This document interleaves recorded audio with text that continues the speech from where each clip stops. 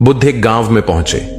उन्होंने वहां अपना उपदेश दिया और उपदेश खत्म होने के बाद सभी लोग जाने लगे, किंतु दूर कोने में एक व्यक्ति बैठा रहा। बुद्ध ने उस व्यक्ति को देखा तो उसे बुलाया। व्यक्ति बुद्ध के पास आया। बुद्ध ने उससे पूछा, तुम इतने दुखी क्यों हो? वह व्यक्ति बोला, बुद्ध, आप बहुत ही अच्छे उपदेश देते हैं। सभी के मन को शांति मिली, लेकिन मेरा मन अभी भी अशांत है। बुद्ध मुस्कुराए और बोले, इस दुनिया में किसी के मन को शांति नहीं मिलती। जो लोग ये सोचते हैं कि उनके मन को शांति मिल गई है, वह यह बात भूल जाते हैं कि जो शांति आज मिली है वह कल उनसे छिन जाएगी, तब वह फिर से अशांत हो जाएंगे। और कुछ लोग शांति मिलने पर भी इस बात को सोच सोचकर अशांत होते रहते हैं कि यह शांति कहीं चली ना जाए। तुम किस बात से अशांत हो? वह व्यक्ति बोला, हे बुद्ध, मुझे एक गंभीर रोग है। वैद्य ने कहा है कि मैं 7 माह से ज्यादा ना जी पाऊंगा। उसमें से भी 3 माह गुजर चुके हैं। मेरा जीवन केवल 4 माह का बचा है। मेरे बाद मेरे माता पिता का क्या होगा? मेरी पत्नी का क्या होगा? मेरे बच्चों का क्या होगा? यह सोच सोच कर मेरा मन बहुत अशांत है। बुद्ध ने कहा, क्या वाकई तुम केवल इसी बात से अशांत हो?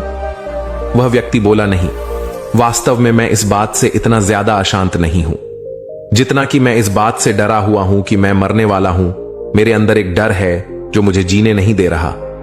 मेरे अंदर मृत्यु का डर बैठ गया है। मैं मरना नहीं चाहता।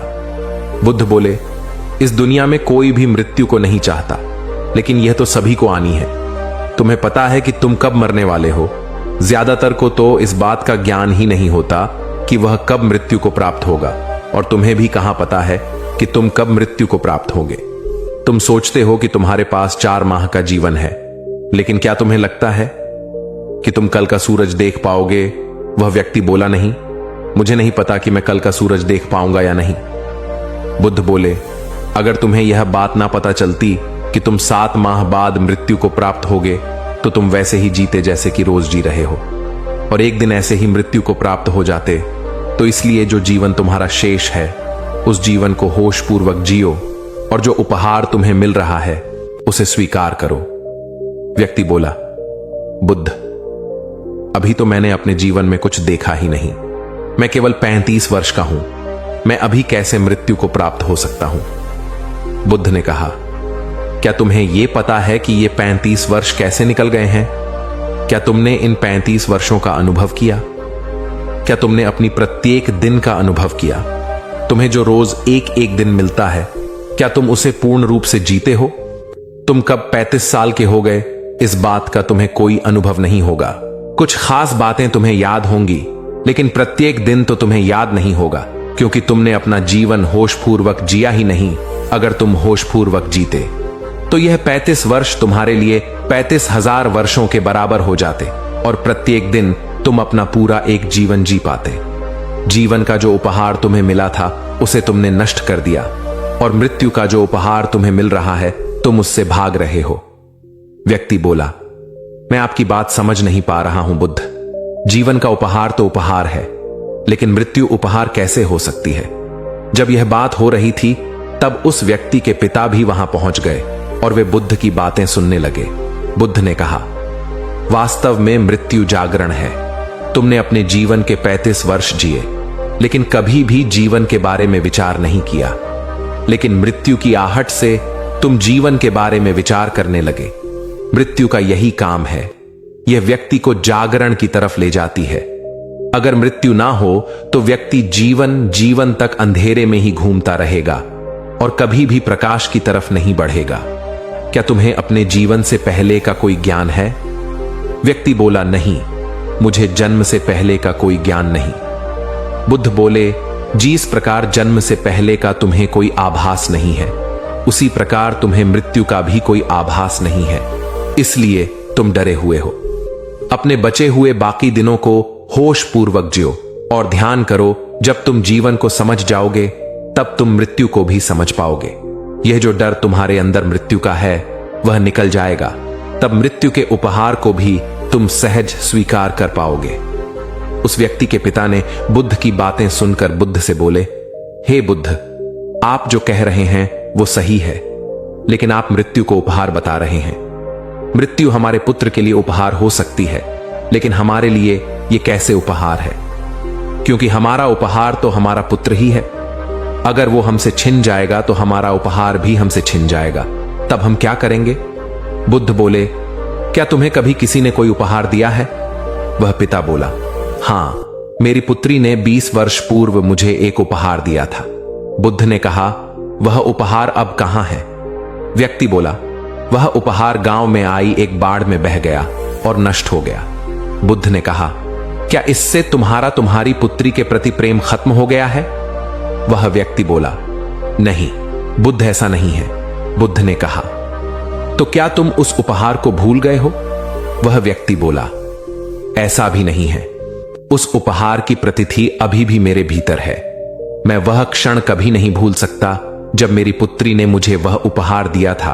वह व्यक्ति बोला, बुद्ध, उस उपहार को मैं कभी नहीं भूल सकता। वह मेरी पुत्री ने पहली बार मुझे कोई उपहार दिया था। उस उपहार का अनुभव अभी भी मेरे साथ है। बुद्ध ने कहा, उसी तरह जो उपहार तुम्हें तुम्हारे पुत्र के रूप में मिला है, वह भी तुम्हारे साथ हमेशा ही रहेगा। वह कभी नष्ट नहीं होगा। वास्तव में अधिक जीवन जीना कोई खास बात नहीं है। खास बात यह है कि हम जो जीवन जीते हैं उसे पूर्ण रूप से जागृत होकर जिया जाए।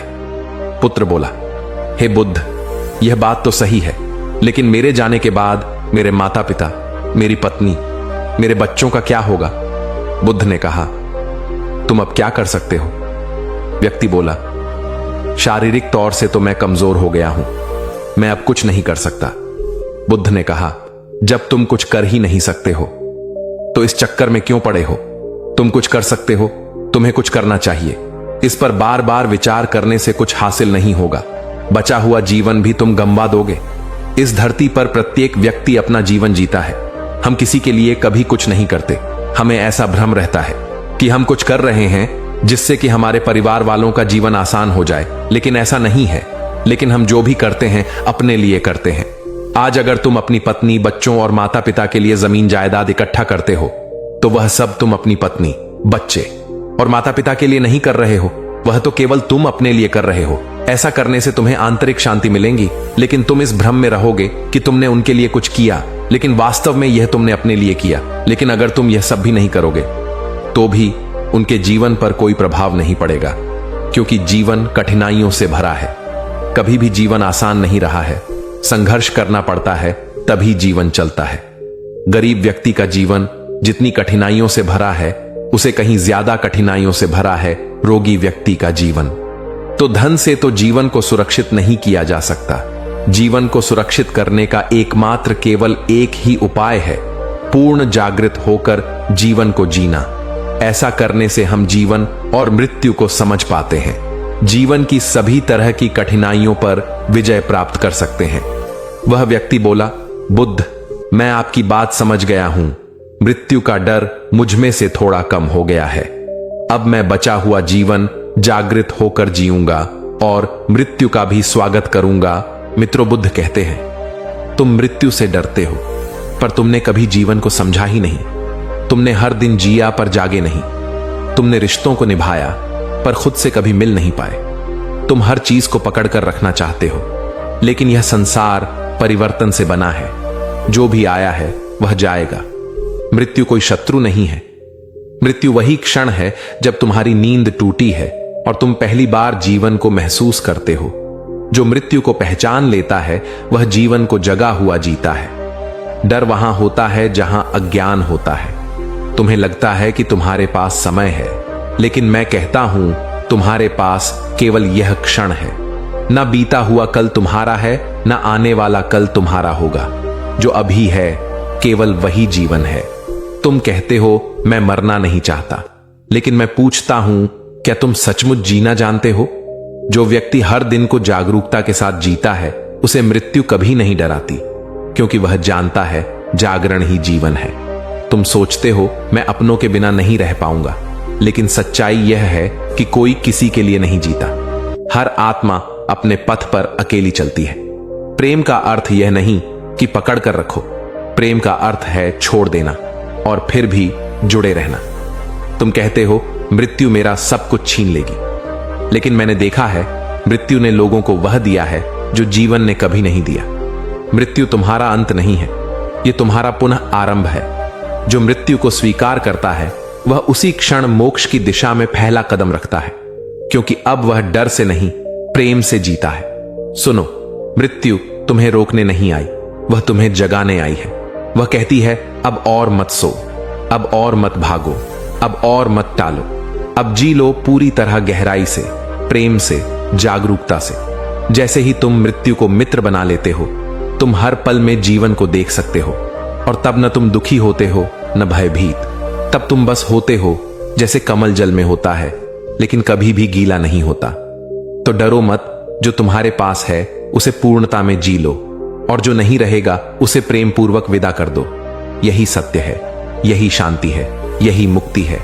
लोग मुझसे पूछते हैं, बुद्ध, मृत्यु उपहार कैसे हो सकती है? मैं कहता हूं, क्योंकि मृत्यु पहली बार तुम्हें जगाती है। जब तक मृत्यु का डर नहीं आता, तुम जीवन को केवल दोहराते हो, जीते नहीं। जैसे कोई नींद में चल रहा हो और पहली बार किसी आवाज से चौंक जाए।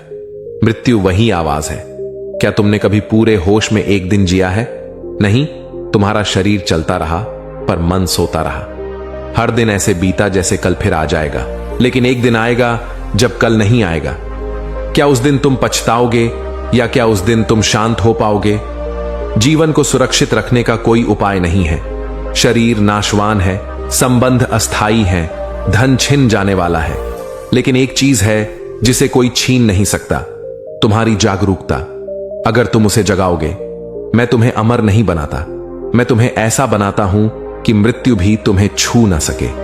क्योंकि जिसने जीवन को समझ लिया, मृत्यु उसे केवल पार कराती है, डराती नहीं। तुम अपने प्रियजनों के लिए दुखी हो? चिंता मत करो, वे भी उसी जीवन के हिस्से हैं जहां संघर्ष होगा, लेकिन उनसे प्रकाश भी निकलेगा। जो तुम उन्हें नहीं दे सकते वह कोई और देगा। जीवन स्वयं पिता है, मां है, और हम सब उसके शिष्य हैं। तो सुनो मेरे प्रिय साधकों, मृत्यु को मत टालो, उसे देखो, समझो, स्वीकार करो, और तब तुम उसके पार चले जाओगे। जब तक मृत्यु से डरे हो, तुम जीवित नहीं हो, और जिस दिन तुम मृत्यु को देखकर मुस्कुराओगे, उसी दिन तुम बुद्ध बनोगे। जागो अभी, इसी क्षण। कल का कोई वादा नहीं है। जो श्वास अभी है वही अमूल्य है, उसे पूरा जी लो, और तब मृत्यु एक मित्र बन जाएगी, कोई शत्रु नहीं। दोस्तों, उम्मीद है कि आपको इस कहानी से एक अच्छी सीख मिली होगी। यह कहानी आपको कैसी लगी हमें कमेंट बॉक्स में कमेंट करके जरूर बताएं, और साथ ही इस कहानी को अपने दोस्तों के साथ जरूर शेयर करें, ताकि उन्हें भी इस कहानी से कुछ सीखने को मिल सके।